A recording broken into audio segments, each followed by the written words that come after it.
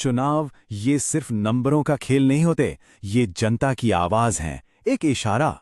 तो यहां हमारा काम किसी की जीत हार का अनुमान लगाना नहीं है, बल्कि वोटर के मन को, उसकी जरूरतों को समझना है, ताकि डेटा का सही इस्तेमाल लोगों की सेवा के लिए हो सके, शासन को और बेहतर बनाने के लिए हो सके। चलिए इसी सोच के साथ पाकुड़ को समझने की कोशिश करते हैं। तो आज हम बात कर रहे हैं झारखंड के पाकुड़ की। देखिए, ये सिर्फ एक चुनावी सीट नहीं है, ये एक सरहदी इलाका है जिसकी अपनी एक खास पहचान है। ये धरती है संथाल आदिवासियों की, और यहीं इसी मिट्टी पर बंगाली बोलने वाले मुस्लिम समुदाय की भी एक बहुत बड़ी आबादी रहती है। ये दोनों ही समुदाय न जाने कितनी पीढ़ियों से एक साथ कंधे से कंधा मिलाकर रहते आए हैं। किसी भी जगह की असली कहानी ना वहां के लोगों से बात करके, उनकी आंखों में झांक कर पता चलती है। उनकी उम्मीदें क्या हैं और उनकी रोज की सच्चाई क्या है। इन दोनों के बीच का जो फासला है वही राजनीति को जन्म देता है। और पाकुड़ में आज ये फासला बहुत ज्यादा बढ़ गया है। लोगों के दिलों में बहुत सी शिकायतें हैं, बहुत सी बातें दबी हुई हैं।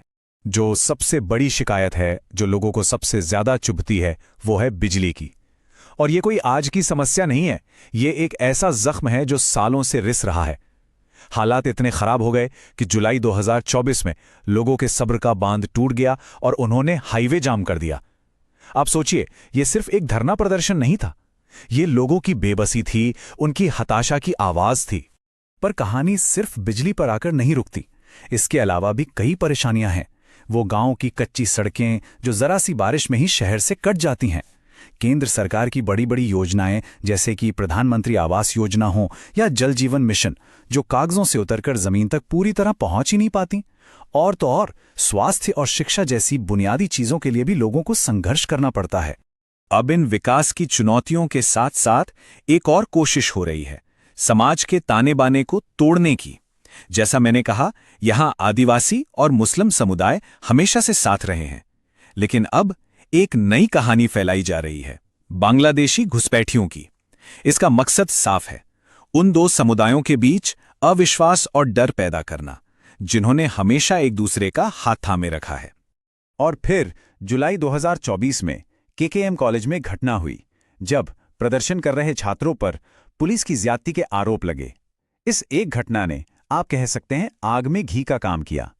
इसने नौजवानों को, खासतौर से आदिवासी युवाओं को, यह एहसास दिलाया कि उनकी आवाज को, उनके हक की मांग को दबाने की कोशिश की जा रही है। तो ये तो थी जमीन की हकीकत, लोगों के मन की बात, उनकी शिकायतें।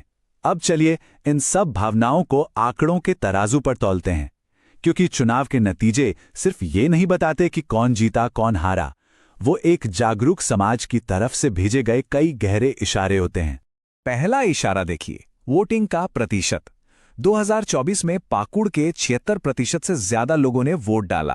यह आंकड़ा साफ साफ बताता है कि यहां के लोग राजनीति से मुंह नहीं मोड़ते, वो जागरूक हैं और अपने वोट की ताकत को अच्छी तरह समझते हैं। दूसरा इशारा मिलता है जीत के अंतर से। मौजूदा गठबंधन को 52% से भी ज्यादा वोट मिले, जबकि दूसरा गठबंधन सिर्फ 23% पर ही रह गया। 86,000 से ज्यादा वोटों का फर्क, ये एक बहुत बड़ी एक तरफा जीत है। ऐसा लगता है कि वोट एक जगह पर बहुत मजबूती से इकट्ठा हुआ है। और यहीं आकर कहानी में सबसे बड़ा सवाल खड़ा होता है कि अगर जीत इतनी जबरदस्त थी, तो फिर जमीन पर लोगों में इतना गुस्सा, इतनी नाराजगी क्यों है? इसका जवाब तीसरे और सबसे जरूरी इशारे में है। ये जीत विकास के काम पर नहीं, बल्कि एक मजबूत सामाजिक समीकरण पर टिकी है। और ये समीकरण उन असली मुद्दों पर पर्दा डाल देता है जो लोगों की जिंदगी को रोज प्रभावित करते हैं। जरा इन आंकड़ों को और करीब से देखते हैं। पहली बात, वोटरों की कुल संख्या में लगभग 22% की बढ़ोतरी हुई है। ये दिखाता है कि ये एक युवा होती हुई आबादी है। दूसरी मजेदार बात यह है कि जीतने वाले गठबंधन का वोट शेयर तो लगभग उतना ही रहा, लेकिन हारने वाले गठबंधन का वोट शेयर 2% से भी ज्यादा गिर गया। मतलब जीत का अंतर तो बढ़ा, पर नए वोटर जोड़ने से नहीं, बल्कि विपक्ष के कमजोर होने से। ये आंकड़े भी उसी कहानी को पक्का करते हैं जिसकी हम बात कर रहे हैं। चुनावी पकड़ तो मजबूत है, पर उन मुद्दों पर ध्यान नहीं है जो वोटरों के लिए सबसे ज्यादा मायने रखते हैं। तो अब सवाल ये उठता है कि इस नतीजे के पीछे की असली डायनामिक्स क्या है? चलिए चेहरों से आगे बढ़कर उन सिस्टम्स को, उन जमीनी ताकतों को समझने की कोशिश करते हैं जो असल में नतीजों को तय करती हैं। इस जीत की नींव में 4 बड़े पत्थर हैं। पहला, एक बहुत पुराना और गहरा जमीनी नेटवर्क जो आलम परिवार की राजनीतिक विरासत का हिस्सा है। दूसरा, वोटरों के साथ एक सीधा व्यक्तिगत रिश्ता। तीसरा और सबसे अहम, एक कामयाब सामाजिक समीकरण जिसने आदिवासी और मुस्लिम वोटरों को एक झंडे के नीचे जमा किया है। और चौथा, सेक्युलर और आदिवासियों के हक की विचारधारा वाली अपील। लेकिन इन सभी ताकतों के सामने एक बहुत बड़ी और साफ नजर आने वाली कमजोरी भी है, एक ऐसी दरार जो इस पूरी इमारत को हिला सकती है, और वो है विकास की भारी कमी। बिजली, सड़क, पानी जैसे बुनियादी सवालों पर जो गुस्सा लोगों के मन में है, वही इस सिस्टम के लिए सबसे बड़ा खतरा है। और देखिए, यहीं पर शासन का एक सबसे बुनियादी सिद्धांत सामने आता है। हर नागरिक को सम्मान के साथ जीने का हक है। ये एक मौलिक अधिकार है। और राजनीतिक बातचीत की जिम्मेदारी ये है कि वो लोगों की असली मुश्किलों को हल करे, ना कि समाज में काल्पनिक दुश्मन खड़े करके बंटवारा पैदा करे। शासन का असली मकसद लोगों की जिंदगी को बेहतर बनाना होता है। आज के नतीजों को अगर सही मायनों में समझना है तो हमें थोड़ा पीछे मुड़कर इतिहास को देखना होगा, क्योंकि अक्सर बीते हुए कल में ही आने वाले कल के संकेत छिपे होते हैं। अगर आप इस टाइमलाइन को देखें तो ये सीट पिछले करीब 20 सालों से ज्यादातर आईएनसी के नेतृत्व वाले गठबंधन के ही पास रही है। लेकिन इस कहानी में एक चेतावनी भी है। साल 2009 का नतीजा, उस साल जीत का अंतर ना के बराबर था।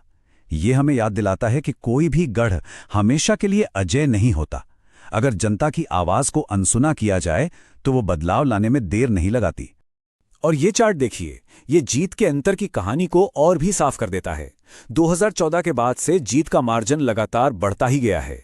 ये एक मजबूत पकड़ को तो दिखाता है, लेकिन जैसा हमने जमीन पर महसूस किया, ये आंकड़े कभी भी धोखा दे सकते हैं। लोगों की नाराजगी इस पूरे गणित को पलट सकती है। इस जीत को हमेशा के लिए मान लेना एक बहुत बड़ी भूल होगी। तो ठीक है, हमने समस्या को समझा, आंकड़ों को परखा। अब बात करते हैं समाधान की। पाकुड़ के इन उलझी हुई चुनौतियों से निपटने के लिए एक सोची समझी, एक व्यवस्थित रणनीति चाहिए। एक ऐसा ढांचा जिसके 4 स्तंभ हों। इसे हम चतुर्मुख सिद्धांत कह सकते हैं, यानी एक ऐसी रणनीति जो चारों दिशाओं में एक साथ काम करे। इस सिद्धांत के 4 चेहरे हैं। पहला, पहचान और सुरक्षा। ये समाज को बांटने वाली राजनीति का जवाब है जो तथ्यों और आपसी सम्मान पर आधारित हो। दूसरा, कल्याण और विकास, जो लोगों की सबसे बुनियादी जरूरतों यानी बिजली, सड़क, पानी को सबसे ऊपर रखे। तीसरा, युवा और भविष्य, जो नौजवानों की उम्मीदों और उनकी ताकत को सही दिशा दे। और चौथा, एकता और शासन, जो भरोसे और पारदर्शिता की बुनियाद पर खड़ा हो। कोई भी रणनीति तब तक सिर्फ एक अच्छा विचार है जब तक उसे जमीन पर उतारा ना जाए। तो सवाल यह है कि ये ब्लूप्रिंट असल एक्शन में कैसे बदलेगा। इसके लिए एक बिल्कुल साफ, एक 90 दिन का एक्शन प्लान चाहिए। पहले 30 दिनों में फोकस होना चाहिए फौरन राहत देने पर, जैसे बिजली के लिए मोबाइल जनरेटर लगाना, लोगों की शिकायतें सुनने के लिए कैंप लगाना। अगले 30 दिनों में सड़क की मरम्मत जैसे काम शुरू करके विश्वास बनाना होगा, जो लोगों को अपनी आंखों से दिखे। और फिर 60 से 90 दिनों के बीच एकता यात्राओं और जमीनी कामों के सबूतों के साथ भविष्य के लिए एक पॉजिटिव माहौल तैयार करना होगा। और इस पूरी प्रक्रिया में एक बात बहुत अहम है, लोगों से जुड़ने का, उनसे संवाद करने का तरीका। आज के डिजिटल जमाने में ये संवाद सिर्फ एक तरफा भाषण नहीं हो सकता। ये एक 2 तरफा बातचीत होनी चाहिए जो भारत के डेटा सुरक्षा कानूनों का पालन करे, जो लोगों की प्राइवेसी का, उनकी सहमति का और उनके सम्मान का ध्यान रखे। लोगों तक पहुंचना जरूरी है, लेकिन सही और सम्मानजनक तरीके से। आखिर में हम उसी सवाल पर लौटते हैं जहां से हमने शुरू किया था। क्या जीत सिर्फ एक दिन की घटना है या ये एक लंबी जिम्मेदारी की शुरुआत है? पाकुड़ के सामने आज 2 रास्ते हैं। एक रास्ता है बंटवारे और खुशफहमी का, जो किसी भी बड़ी जीत को अंदर से खोखला कर सकता है। और दूसरा रास्ता है एक नई जवाबदेह राजनीति बनाने का, जो लोगों की आवाज सुने और उनकी जरूरतों को पूरा करने के लिए दिन रात काम करे। चुनाव खत्म हो गया है, लेकिन असली काम, असली परीक्षा तो अब शुरू होती है।